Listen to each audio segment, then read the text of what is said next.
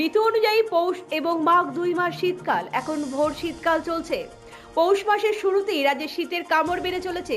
শিশু থেকে বৃদ্ধ সকলেই শীতে জুবুথুবু। সন্ধ্যা ঘনিয়ে আসতেই শুরু হয়ে যায় শীতের কামড়। একদিকে কনকনে শীত, অন্যদিকে ঘন কুয়াশা। বড়দিনের পর থেকেই রাজ্যে শীতের দাপট বাড়তে শুরু করেছে। পাল্লা দিয়ে বাড়তে থাকে উত্তরের হাওয়ার দাপটও। স্বভাবতই শীতে জুবুথুবু শিশু থেকে বৃদ্ধ প্রায় সকলেই।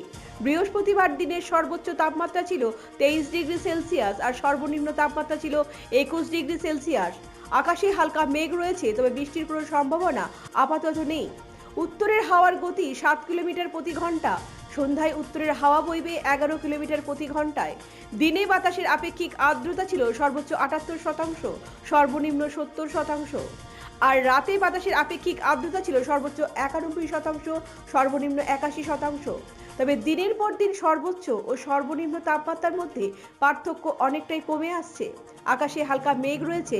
দিনে কোথাও কোথাও আবছা রোদ প্রত্যক্ষ করা যায়। রাতে ঘন কুয়াশা থাকবে আকাশে, তবে রাত যত গভীর হবে তত বেশি শীত অনুভূত হবে।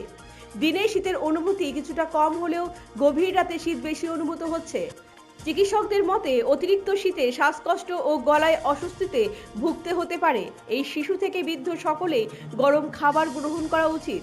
বিশেষ করে শিশুদের এবং বৃদ্ধ বৃদ্ধাদের প্রয়োজন ছাড়া ঘর থেকে বের হওয়া উচিত নয়। শুক্রবার দিনে সর্বোচ্চ তাপমাত্রা থাকতে পারে 24 ডিগ্রি সেলসিয়াস আর সর্বনিম্ন তাপমাত্রা থাকবে 13 ডিগ্রি সেলসিয়াস। আকাশে কিছুটা মেঘ থাকলেও রাতের আকাশ পরিষ্কার থাকবে। এদিকে আবহাওয়া দপ্তরের পূর্বাভাসে জানিয়েছে, জানুয়ারি মাসের প্রথম থেকেই রাজ্যের শীতের দাপট বাড়বে। সেই মতো রাতে শীতের দাপট অনেকটাই বৃদ্ধি পেয়েছে। দপ্তর জানিয়েছে সর্বনিম্ন তাপমাত্রা 6 থেকে 11 ডিগ্রি সেলসিয়াসের ঘরে থাকবে। তবে শীতলতম দিনগুলিতে শিশু থেকে বৃদ্ধ সকলেরই স্বাস্থ্য সম্পর্কে সচেতন থাকতে হবে। শীতের সময়ে 3 বছরের নিচে শিশুদের 3 লেয়ারের পোশাক পরতে হবে। ত্বকের সংস্পর্শে যাতে উলের পোশাক না থাকে সেদিকে লক্ষ্য রাখতে হবে। শিশু থেকে বৃদ্ধ সকলেই গরম খাবার খেতে হবে। প্রয়োজন ছাড়া ঘর থেকে বের হওয়া যাবে না। শিশুদের ও বৃদ্ধ বৃদ্ধাদের উষ্ণ গরম জলে স্নান করতে হবে। শীতের দিনগুলিতে শিশু থেকে বৃদ্ধ সকলেই ডায়েট কন্ট্রোলে রাখতে হবে। এক কথায় স্বাস্থ্য সম্পর্কে সচেতন থাকতে হবে। ব্যুরো রিপোর্ট, পজিটিভ বার্তা।